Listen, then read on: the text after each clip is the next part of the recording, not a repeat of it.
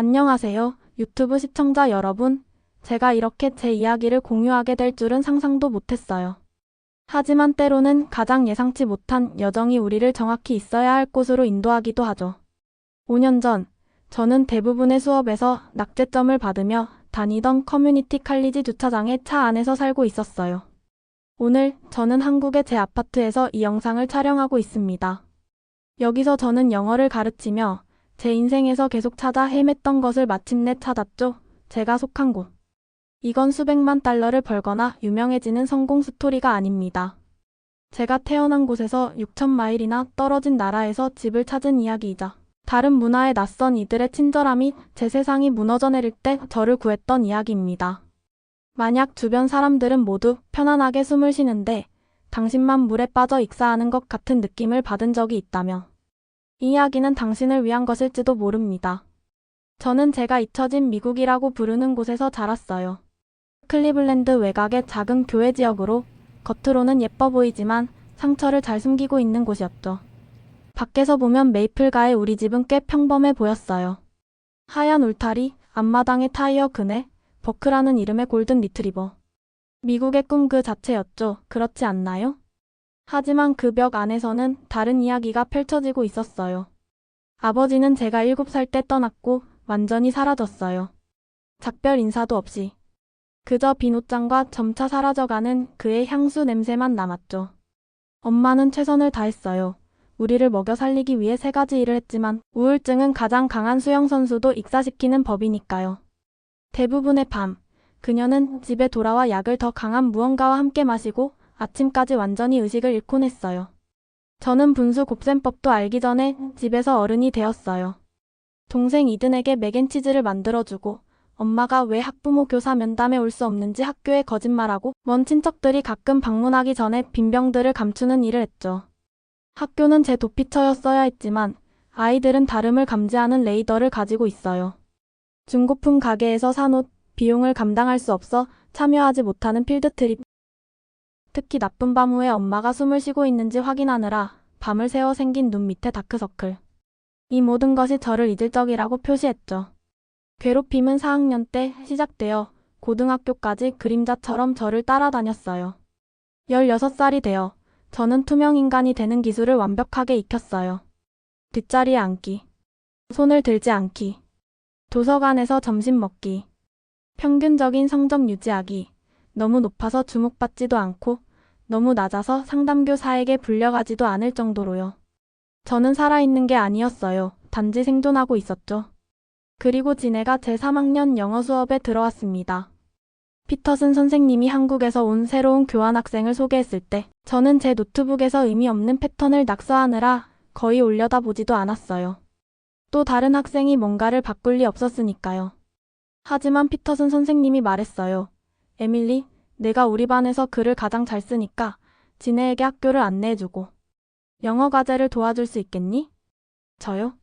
가장 잘하는 사람. 저는 그전에 가장 잘하는 무언가로 불린 적이 없었어요. 지네는 긴장된 미소와 완벽한 자세로 제 옆에 앉았어요. 그녀의 영어는 사실 정말 좋았어요. 끔찍하다고 사과했음에도 불구하고요. 첫날 점심시간에 저는 마지못해 그녀를 제 숨겨진 장소인 도서관으로 데려갔고 어색한 침묵이 이어질 거라 예상했어요. 대신 그녀는 도시락을 열고 제가 전에 본 적 없는 해투 쌀롤의 절반을 저에게 건넸어요. 김밥이었어요. 엄마가 항상 너무 많이 싸줘. 그녀가 설명했어요. 한국에서는 음식은 함께 나눌 때 더 맛있다고 믿어. 낯선 사람과 음식을 나누는 이 단순한 친절의 행동은 제게 너무 낯설어서 먼지 쌓인 백과사전 사이에서 거의 울 뻔했어요. 다음 몇 달 동안 지네와 저는 제가 이전에 알지 못했던 우정을 발전시켰어요. 그녀는 제 낡은 옷이나 그녀가 절대 제 집에 올 수 없다는 사실을 판단하지 않았어요. 대신 그녀는 저를 그녀의 집으로 초대했어요. 그녀의 아버지가 지역 대학에서 연구 프로젝트를 완료하는 2년 동안 그들이 빌린 작은 아파트였죠. 김 가족의 집은 작았지만 모든 면에서 따뜻했어요. 그들의 요리에서 나는 매콤한 향기, 식사 중에 자주 터지는 웃음, 서로에게 존중하는 말투. 가족들이 실제로 함께 있는 것을 즐기는 대체 차원으로 들어가는 것 같았어요. 김 여사는 너무 말랐다며 김치찌개와 잡채 담긴 용기를 저에게 보내기 시작했어요. 김 선생님은 자신의 영어 실력이 부족함에도 불구하고 우리 둘 다 미적분 숙제를 도와주셨어요. 그리고 진해의 남동생 주는 저를 또 다른 누나처럼 대했고 저에게 포켓몬 카드를 보여주고 이야기를 읽어달라고 부탁했어요. 진해가 기말고사를 위해 공부하던 어느 날 밤에 말했어요. 한국에서는 가족은 너가 집에 왔을 때 널 보고 행복해하는 사람들이라는 말이 있어. 아마도 가족은 항상 당신이 태어난 사람들이 아닐 수도 있어. 인생에서 처음으로 저는 그녀가 무슨 말을 하는지 이해했어요. 김가족은 집이 어떤 느낌일 수 있는지 보여주었어요. 단지 잠을 자는 곳이 아니라 당신의 마음이 평화로움을 느끼는 곳이요. 그들이 졸업 후 한국으로 돌아가야 했을 때 저는 며칠 동안 울었어요. 진해는 우리가 연락을 유지하겠다고 약속했지만 저는 이런 일이 어떻게 진행되는지 알았어요. 거리와 시간이 우리가 쌓아온 것을 침식할 것이었죠. 파도가 모래성을 깎아내리는 것처럼요. 저는 거리에 관해서는 맞았지만 다른 모든 것에 대해서는 틀렸어요. 김가족이 떠난 후 저는 옛 패턴으로 돌아갔어요. 엄마의 건강은 악화되고 있었고 이드는 엄마를 소모시킨 것과 같은 우울증의 징후를 보이고 있었어요. 저는 대학 꿈을 보류하고 청구서를 돕기 위해 지역 식당에서 일자리를 잡았어요. 2년 동안 저는 일주일에 60시간 일했고 집에 와서는 엄마 뒤처리를 하고 이든이 학교 공부를 계속하도록 노력했어요. 제 세상은 식당, 우리 집, 그리고 식료품점 사이의 공간으로 축소되었어요. 이전 반 친구들이 가끔 레스토랑에 와서 대학 모험에 대해 신나게 이야기하며 커피를 주문했어요. 저는 눈에 닿지 않는 미소로 그들을 섬겼어요. 전환점은 엄마가 과다 복용했을 때 왔어요. 의도적이진 않았지만 약물과 알코올을 섞는 것이 마침내 따라잡았죠. 그녀는 살았지만 병원비는 천문학적이었어요. 아직 미성년자인 이든 때문에 아동 서비스가 개입했죠. 그는 결국 피츠버그에 있는 이모와 함께 살게 되었어요. 저는 20살, 사실상 집 없는 신세가 되었고 완전히 혼자였어요. 그날 밤 저는 월마트 주차장에 있는 제 차에서 잠을 잤어요. 김가족과 함께 찍은 작별 파티에서의 오래된 사진을 꼭 쥐고요. 사진 속에서 김 여사는 저를 팔로 감싸고 있었고 모두가 준이 말한 무언가에 웃고 있었어요. 저는 그들이 세계 반대편에서 무엇을 하고 있는지 궁금해하며 잠이 들 때까지 그들의 얼굴을 바라보았어요. 다음 날 아침 저는 오래된 핸드폰의 알림 소리에 깼어요. 진해의 이메일이었어요. 우리의 산발적인 소통은 생일 축하와 가끔 생활 업데이트로 줄어들었었죠. 이번에는 달랐어요. 에밀리, 나 대학을 위해 미국으로 돌아와. 오하이오 주립대에 장학금을 받았어. 나를 보러 올래?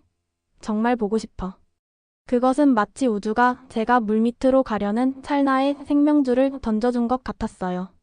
마지막 남은 저축을 사용해 저는 식당에서 계속 일하면서 커뮤니티 칼리지 수업에 등록했어요. 쉬는 날에는 버스를 타고 3시간을 달려 콜럼버스로 가서 진해의 기숙사에 방문했어요. 그 방문들은 제가 계속 나아가도록 하는 동기부여가 되었고 그렇지 않으면 암울한 존재 속의 밝은 점이 되었어요. 진해는 저에게 그녀의 새 한국인 친구들을 소개했는데 그 중에는 민호라는 진지한 공학 전공 학생도 있었어요. 미소 지을 때 예상치 못한 보조개를 가진 학생이었죠. 졸업 후 한국으로 돌아갈 계획인 다른 친구들과 달리 민호는 미국에서 삶을 꾸리고 싶어 했어요. 하지만 고향의 많은 것이 그리워요. 그는 한국 식당에서의 단체 저녁 식사 중에 고백했어요. 음식, 사람들 간의 존중, 공동체 의식 같은 것들이요. 저는 집 같은 무언가를 갈망하는 그 감정을 이해했어요. 차이점은 민호는 자신이 무엇을 그리워하는지 정확히 알고 있었다는 거예요. 저는 여전히 찾고 있었죠. 커뮤니티 칼리지는 힘들었어요. 풀타임으로 일하면서 공부한다는 것은 제가 항상 지쳐 있다는 것을 의미했고 제 성적은 보호관찰 선상에 위태롭게 걸려 있었어요. 가스비를 아끼기 위해 3명의 낯선 사람들과 함께 쓰는 아파트로 돌아가는 대신 차 안에서 잠을 자던 밤도 있었어요. 특히 힘든 기말고사 주간 동안 민호는 제가 진해와 공부하러 갔던 오하이오 주립대 도서관에서 울고 있는 저를 발견했어요. 저는 미적분에서 낙제하고 있었고 재정 지원을 잃을 위기에 있었어요. 도와줄게요. 그는 간단히 말하며 자신의 공학 교과서를 들고 제 옆에 앉았어요. 다음 주 동안 민호는 자신의 수업 후 매일 저를 만나 개념이 마침내 이해될 때까지 인내심을 갖고 설명해 주었어요. 제가 그 기말 시험에서 B-를 받았을 때 그것은 로또에 당첨된 것처럼 느껴졌어요. 민호와 저는 다음 해에 더 가까워졌어요.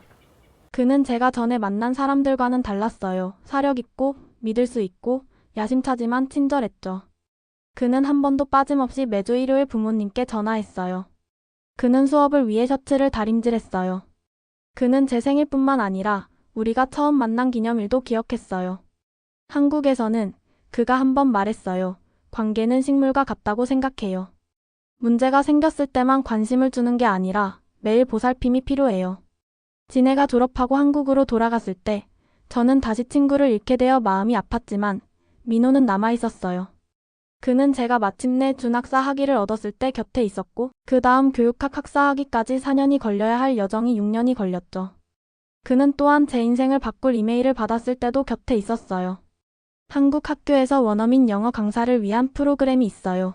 민호가 어느 저녁 그의 아파트에서 라면을 먹으며 말했어요. 진해의 어머니가 언급하셨어요.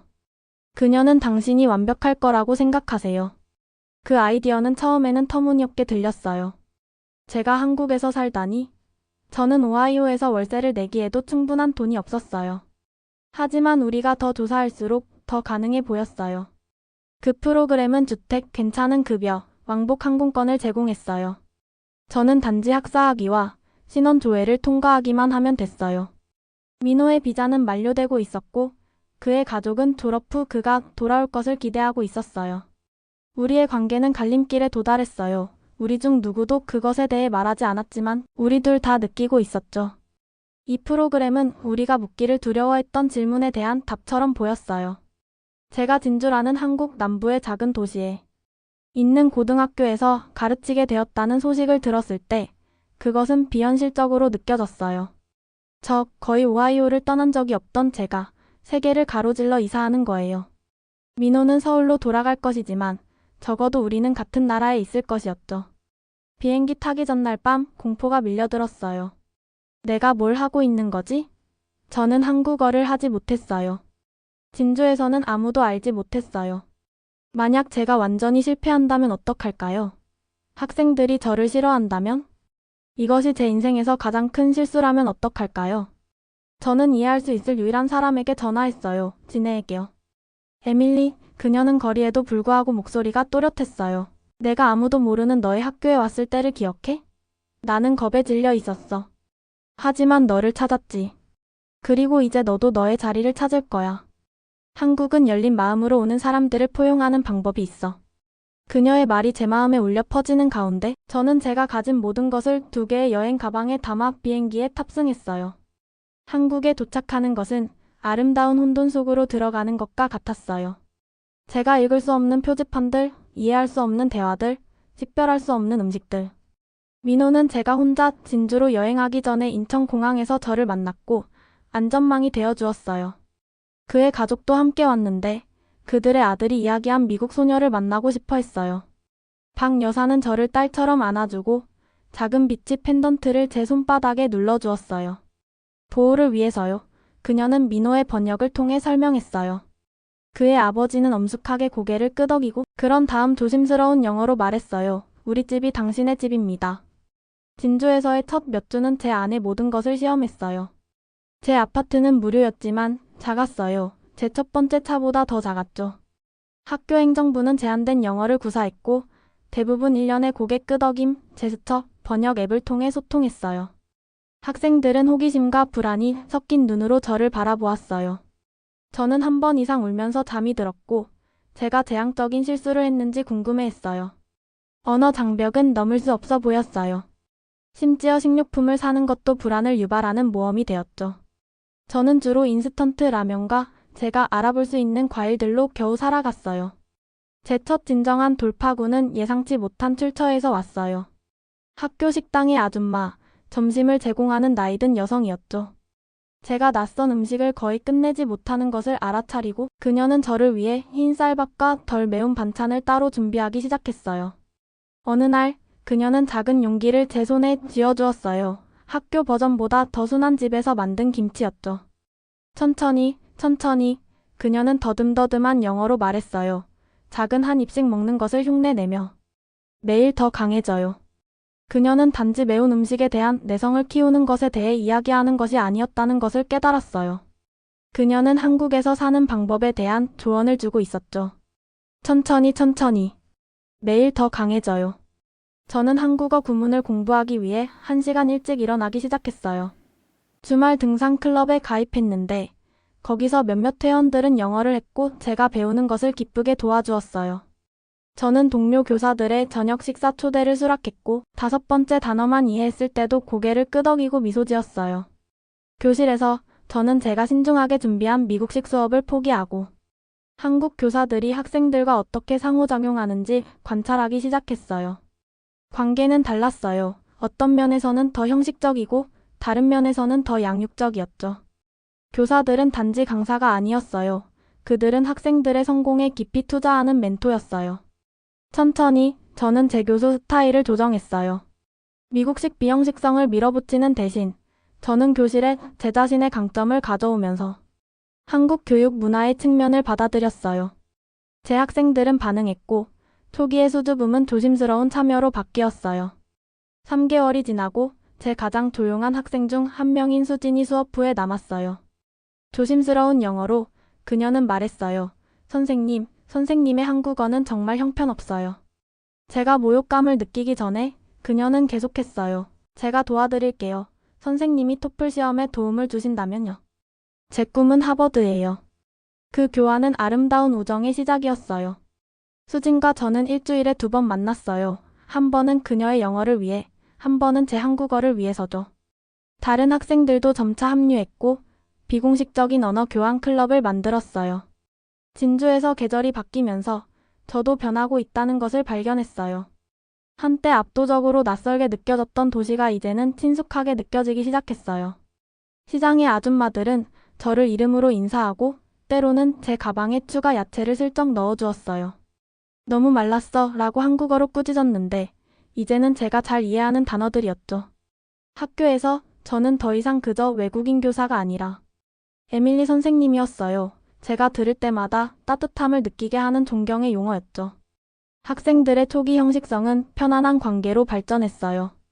그들은 여전히 제가 교실에 들어갈 때 일어서서 인사했지만 이제 그들의 눈에는 인정과 신뢰가 담겨 있었어요. 특히 의미 있는 순간은 추석 한국의 추수축제 때 왔어요. 학교가 명절로 휴교하는 동안 저는 혼자 여행을 계획했어요. 대신 제 동료 교사인 혜원이 저를 그녀의 가족집으로 초대했어요. 추석에 혼자 있을 수 없어요. 그녀는 주장했어요. 가족이 함께하는 시간이에요. 혜원의 선조집에서 세 세대가 전통 음식을 준비하고 의식을 치르기 위해 모였어요. 그녀의 할머니, 일로 단련된 손을 가진 작은 여성이 명절 때 전통적으로 만드는 반달 모양의 떡인 송편을 적절하게 만드는 방법을 저에게 보여주었어요. 제 첫 시도는 모양이 이상했고 보고 있던 아이들의 웃음을 유발했어요. 하지만 할머니는 제 노력에 고개를 끄덕이며 승인했어요. 좋은 마음이 좋은 음식을 만들어요. 혜원이 할머니를 위해 번역했어요. 할머니께서 선생님의 송편이 진심을 보여준다고 하세요. 그날 밤 우리가 보름달 아래 앉아 과일을 먹고 이야기를 나누는 동안 혜원의 아버지는 딸을 통해 미국에 있는 제 가족에 대해 물었어요. 그 질문은 한때 저를 아프게 했을 테지만 뭔가가 바뀌었어요. 어머니는 건강이 좋지 않아요. 저는 단순히 말했어요. 그리고 제 동생은 멀리 살아요.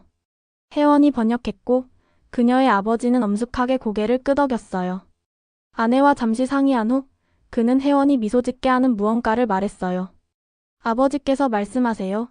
그녀가 번역했어요. 가족은 혈연만이 아니라고요. 때로는 가족은 당신이 배고플 때 당신의 정신을 먹여주는 사람들이에요. 당신은 언제든지 우리 식탁에 환영받아요. 저는 수년 전 지네의 말을 생각했어요.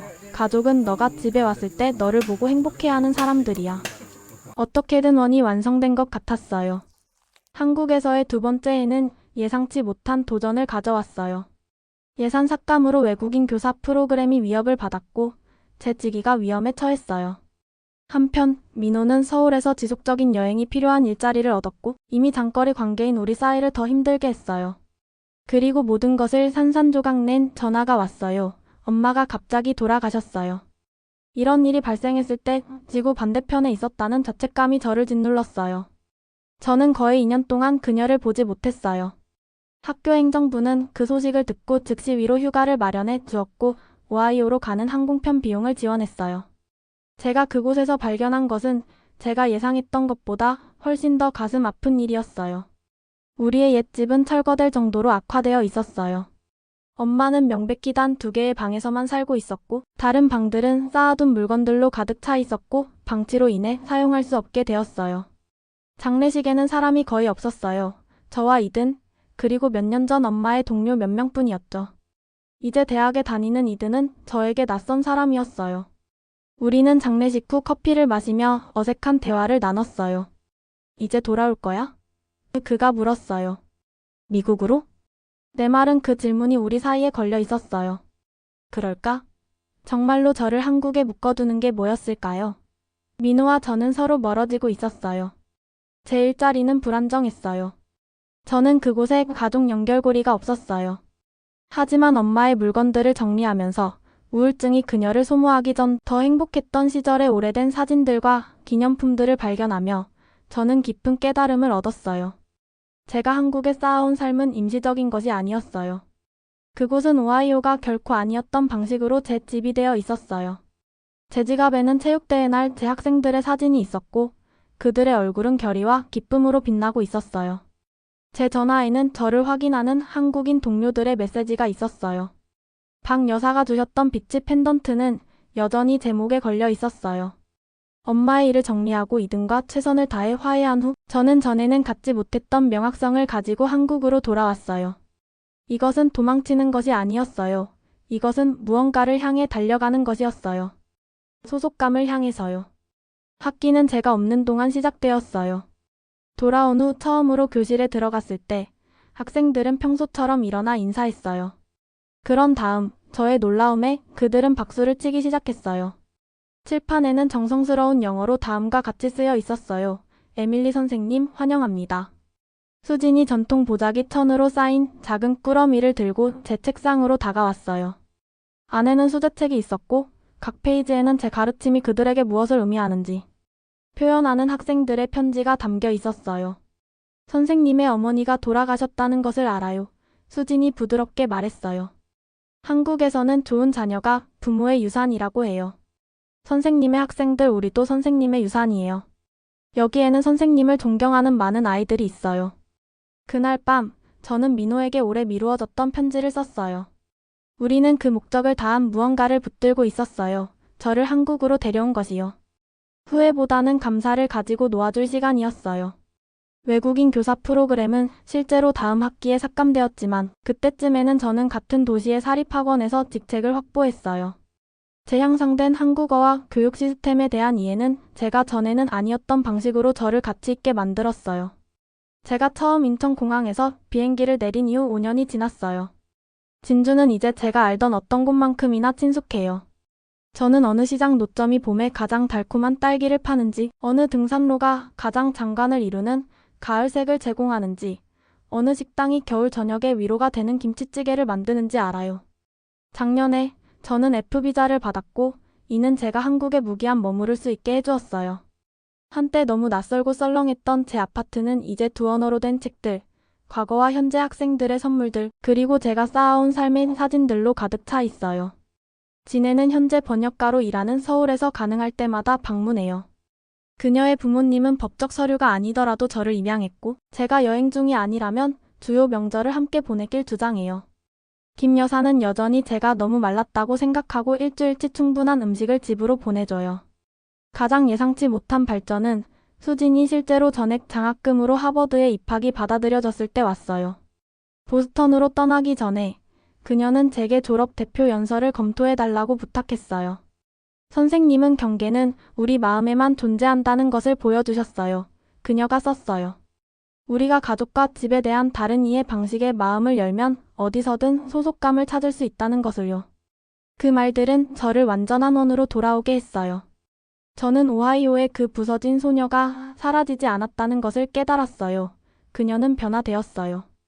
제 어린 시절의 고통은 항상 제 일부였지만 더 이상 저를 정의하지 않았어요.